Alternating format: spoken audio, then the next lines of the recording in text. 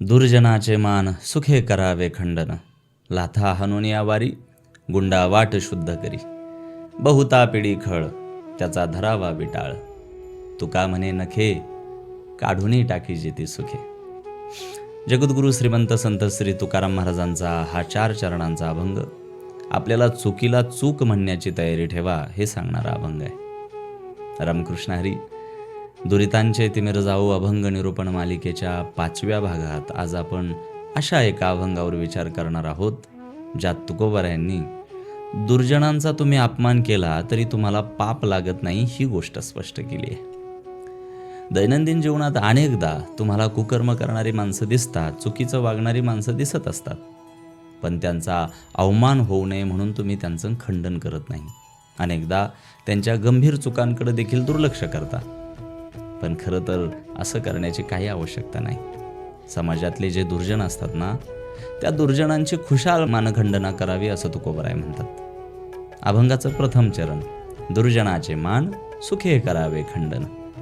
दुर्जनाची खुशाल मानखंडना करावी, त्यानं मुळीच पाप लागत नाही असं तुकोबाराय अभंगाच्या ह्या प्रथम चरणात सांगतायत. तुम्ही आम्ही दैनंदिन जीवनात राजरोज अशा दुर्जनांना सामोरं जात असतो, जे प्रतिष्ठेची शाल पांघरून चुकीचे कामं करत असतात.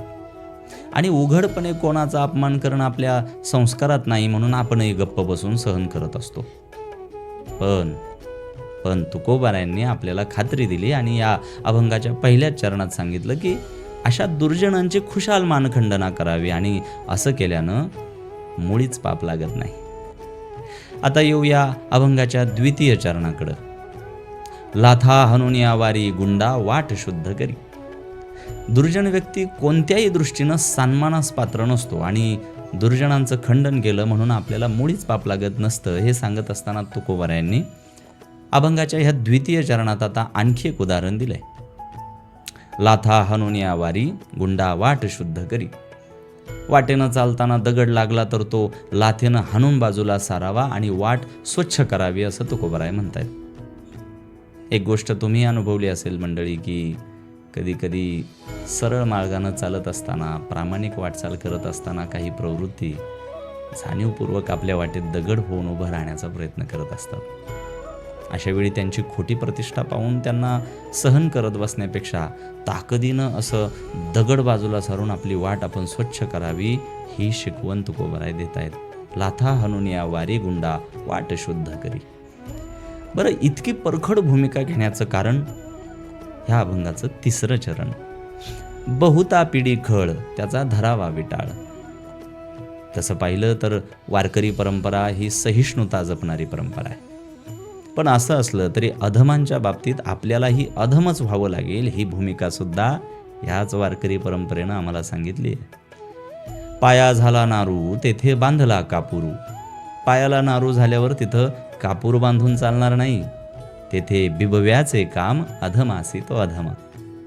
तुकोबाराय हेच कारण ह्या अभंगाच्या आपल्या आजच्या तृतीय चरणात सांगतायत. बहुता पिढी खळ. ही दुष्ट माणसं चांगलं काम करणाऱ्यांचा छळ करतात, सज्जनांना दीनदुबळ्यांना त्रास देतात. बहुता पिढी खळ त्याचा धरावा विटाळ.